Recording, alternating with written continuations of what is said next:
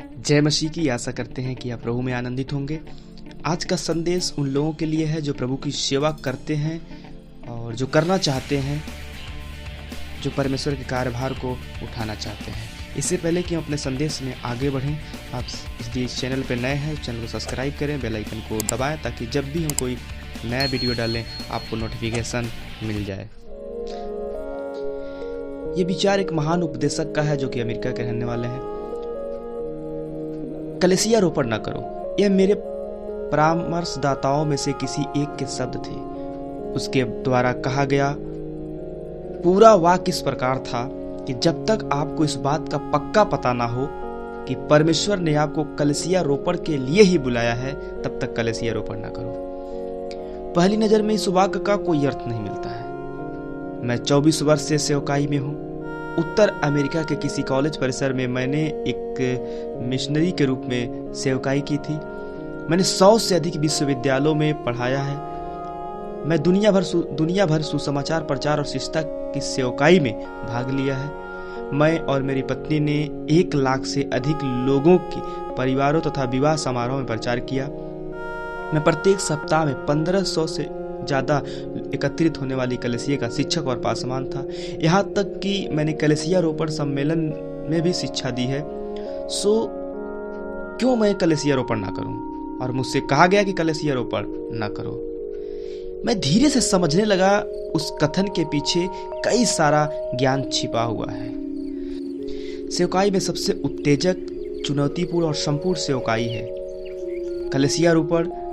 प्रभु के प्रियो, कलीसिया रोपण एक ऐसा मार्ग है, उस मार्ग को ये प्रभु के दास इस प्रकार व्यक्त करते हैं। यह मार्ग बारूदी सुरंगों और खतरों और आत्मिक युद्ध से भरा हुआ है। अब आप सोच सकते हैं, पर इसमें घबराने वाली बात नहीं है। हमारा कप्तान इसमें आगे आगे चलने का वादा किया है और आगे वो इस प्रकार से कहते हैं, मैं आगे बढ़ा और एक कलीसिया की स्थापना की, क्योंकि मैं इस बात को पूर्ण रूप से जानता था कि मुझे परमेश्वर ने इस काम के लिए बुलाया है। मैंने इस काम को अनिच्छा के साथ किया। वास्तव में मैंने परमेश्वर को उनको अपना मन बदलने का अवसर दिया था, उन्होंने ऐसा नहीं किया। सो मैं अपनी सेवकाई के सबसे जोखिम भरे अनुभवों से होकर गुजरने लगा। प्रभु में मेरे सेवकों, प्रभु के सेवकों, प्रभु के दासों, और आज आप भी उस जोखिम भरे अनुभव को महसूस कर रहे हैं। और यदि आप जोखिम भरे अनुभव को महसूस नहीं कर रहे हैं तो आगे करेंगे। शायद आपने इस कार्य को आरंभ किया है या कुछ ही दिनों में आरंभ करने जा रहे हैं। आप अपने गांव, शहर या नगर में कुछ लोगों को इकट्ठा करने जा रहे हैं। आप उनके लिए और उनके साथ प्रार्थना करेंगे। आप सेवकाई की कौशलता में उन्हें शिष्टता का प्रशिक्षण देंगे। आप उनको परमेश्वर के वचन से सिखाएंगे। आप उनको व्यक्तिगत रूप से और कलीसिया के रूप से जिस मार्ग पर उन्हें चलना चाहिए उस मार्ग का निर्देशन करेंगे। आप व्यक्तिगत और सामाजिक सुसमाचार के द्वारा जिन्होंने सुसमाचार नहीं सुना है उन तक यीशु मसीह के सुसमाचार से पहुंचकर अपने समाज में एक भिन्नता को लाने का प्रयास करेंगे।